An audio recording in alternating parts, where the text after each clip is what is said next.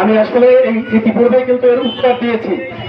এই পানি জলাবদ্ধতা, গ্যাসের সমস্যা, রাস্তার যে অবস্থা, এগুলি দূর করার জন্য যে বরাদ্দ দরকার, সেই বরাদ্দটুকু যদি শতভাগ কাজ করা যায় তাহলেই সিংহভাগ দূর করা সম্ভব।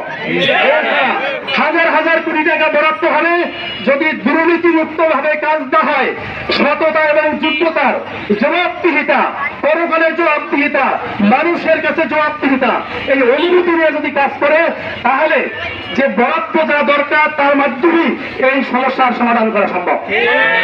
ধন্যবাদ।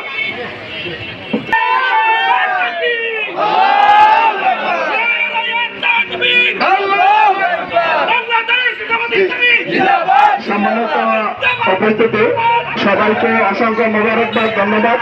আমরা আমাদের পরবর্তী কর্মসূচি যখন আসবে আমরা সর্বোচ্চ চেষ্টা করব উপস্থিত থাকতে।